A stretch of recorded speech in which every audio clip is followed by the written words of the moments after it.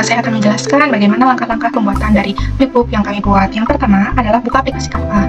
Nah, muncul akan tampilan seperti ini ya, melalui website bisa ataupun melalui aplikasi Canva.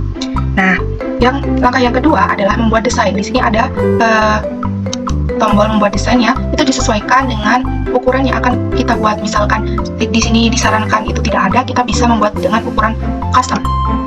Nah, di sini bisa ukuran ini atau F4 ya, kurang lebih. Nah, akan muncul tampilan seperti ini. Nah, setelah itu, ketika sudah ada tampilan kanvas yang akan kita buat untuk mendesain, maka langkah selanjutnya adalah pencet di tombol elemen ini. Kita bisa mencari pencarian background. Nah, itu kita bisa sesuaikan background mana yang akan kita gunakan untuk pembuatan dalam flipbook ini. Misalkan ya, seperti ini. Nah, elemen yang kedua, kita mencari background untuk rumput-rumputnya. Terus tambahkan elemen saja, disesuaikan ya, sesuai keinginan. Nah, jangan lupa juga ditambahkan tombol panah seperti itu untuk bisa ke next slide gitu. Nah, langkah selanjutnya adalah membuat teks dari judul yang akan dibuat. Nah, ini bisa melalui tombol teks ini atau icon teks ini ya. Tuh, di sini ditambahkan teks. Jadi kita bisa menulis seperti ini, dan jenis teks bisa disesuaikan. Ya, banyak sekali pilihan yang dapat kita gunakan untuk jenis teks, dan ukurannya juga bisa disesuaikan sesuai dengan keinginan kita. Nah, setelah itu kita mulai mendesain halaman cover, kemudian halaman menu ya. Ini halaman menu. Ini halaman menu ya. Halaman menu kita bisa sesuaikan apa aja yang akan ada di dalam flipbook ini. Di sini kami mengambil ada 4 menu belajar. Yang pertama belajar, untuk mengetahui materinya, kemudian petunjuk penggunaan ini agar pengguna atau siswa yang akan menggunakan flipbook ini bisa mengerti bagaimana cara memencet setiap tombol atau icon yang ada di dalam flipbook ini. Kemudian ada mengamati, itu nanti akan kami sajikan video-video animasi yang berguna untuk memperdalam pematerian atau pemahaman mereka tentang materi yang kami sampaikan. Dan menu belajar yang terakhir adalah berlatih. Jadi setelah mereka belajar, adakah impact yang mereka hasilkan dari hasil belajar itu. Nah, selanjutnya ini ada menu belajarnya. Ini petunjuk penggunaan flipbooknya. Jadi seperti ini semua elemennya bisa disusun, baik itu elemen-elemennya terlebih dahulu, baru teks setiap slide-nya, ataupun desain teks juga bisa. Jadi setiap akan menambahkan halaman, kita bisa mengkliknya seperti ini. Tambahkan halaman. Nah, ini untuk halaman kosongnya. Nah, seperti itu ya, kurang lebih. Setelah semua desain dan semua materi ataupun teks sudah dimasukkan, kita dapat mengintegrasikannya melalui langkah-langkah berikut. Jadi seperti ini. Misalkan dari belajar ini ya, akan ke menu belajar yang ini.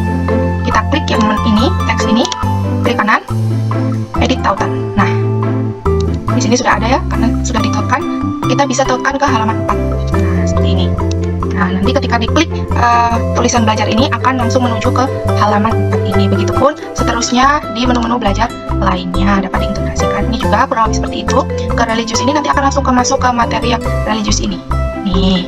Nah, untuk tombol next-nya bisa kita melalui tombol ini juga ya, next ini. Itu bisa langsung ke halaman selanjutnya. Tidak perlu ditautkan untuk tombol next-nya. Nah, setelah semua selesai seperti ini. Nah, ini untuk untuk kolom video animasinya. Nah, video animasinya kita juga buat melalui animasi-animasi di Canva-nya ini. Jadi secara langsung ya, jadi bergerak-bergerak ini kita bisa buat langsung di dalam aplikasi Canva ini. Nah, setelah itu dimasukkan ke dalam frame ini. Gitu. Nah, untuk menu berlatih ini ada 5 sub materi. Nah, ini kita tautkan, sama juga caranya dengan edit tautan, akan tetapi kita menautkannya ke aplikasi WordWall atau website WordWall. Jadi kita buat dulu gamesnya di aplikasi WordWall, lalu ditautkan di sini. Jadi ketika siswa ataupun pengguna mengklik link ini, maka akan langsung di tampilan WordWall yang sudah kita buat ini. Begitu. Nah, setelah semuanya selesai, kita bisa klik bagikan untuk langsung diintegrasikan melalui aplikasi Heyzen Flipbook ini. Jadi bisa langsung klik Heyzen Flipbook ini. Begitu. Sekian langkah-langkah dari saya dan kelompok saya. Terima kasih. Kali ini kami akan menjelaskan mengenai bagaimana cara penggunaan Flipbook pendidikan karakter anak sekolah dasar yang kami buat. Pertama-tama, kita dapat mengklik link yang sudah dibagikan, baik itu dalam berupa file PDF ataupun melalui link yang dibagikan secara langsung. Pertama-tama klik link ini, Oke, selanjutnya akan berada pada tampilan halaman flipbook seperti ini. Langkah selanjutnya, kita dapat mengklik tombol panah di sini untuk diarahkan ke halaman berikutnya. Nah, di sini akan muncul 4 menu utama. Yang pertama ada belajar, petunjuk penggunaan, mengamati, dan berlatih. Yang pertama kita harus lihat adalah petunjuk penggunaan, agar kita dapat mengetahui bagaimana menggunakan flipbook ini. Seperti ini, poin-poin dari petunjuk penggunaan flipbook. Ini adalah identitas pengembang dari flipbook ini sendiri, ada Desi, ada Rima, dan ada Tarisa. Dan dosen pengampu Ibu Dr. Cucun Sunangsih, SPD MPD. Kami dari Universitas Pendidikan Indonesia, Kampus Sumedang. Menu yang kedua yaitu belajar. Nah, di sini ada peta konsep terlebih dahulu. Kita dapat mengetahui KI, KD, dan TP. Ada 2, yaitu yang pertama seperti ini. KI, KD, dan TP yang kedua seperti ini.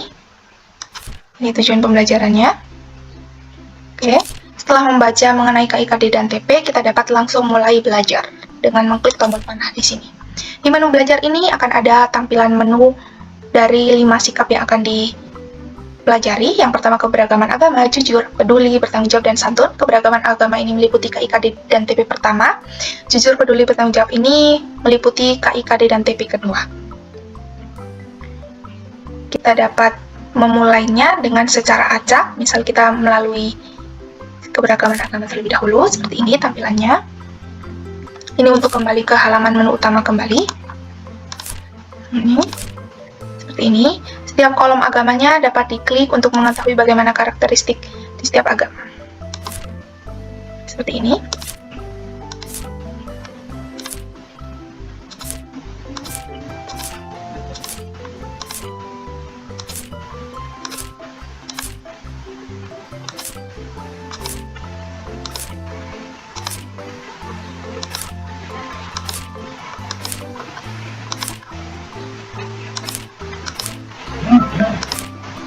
Nah, setelah semua dipelajari mengenai keberagaman agama, kita dapat kembali ke home atau menu utama, belajar, dapat melanjutkan ke sikap selanjutnya. Ini contoh-contoh dari sikap jujur itu sendiri. Jadi di setiap tampilan akan pertama kita di sikap peduli ini, misal kita pencet, nah akan muncul dari pengertian sikap peduli tersendiri. Kemudian di menu petualangan ini kita akan diarahkan ke contoh sikapnya, misal seperti ini. Nah, ini yang kedua, contoh sikap 2. Nah, seperti ini. Sikap selanjutnya, ini klik pada tulisan bertanggung jawab di meja yang di ini kalian dapat mengklik setiap bulatan-bulatan ini ya. Akan ada seperti ini. Kita kembali ke home. Contoh sikap selanjutnya, kembali ke home lagi, dan seterusnya seperti itu. Nah, setelah selesai kita akan diarahkan ke tampilan menu belajar seperti ini. Kemudian sikap yang terakhir.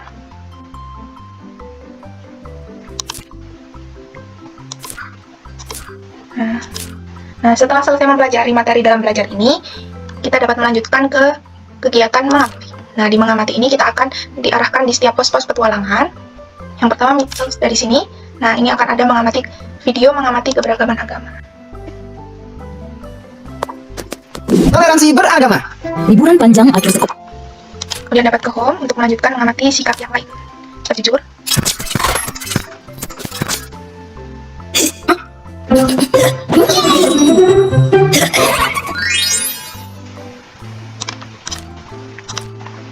Sikap peduli.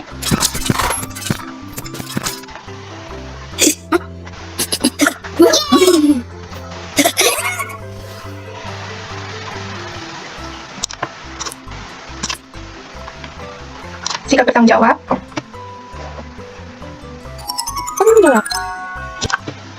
Dan yang terakhir sikap santun.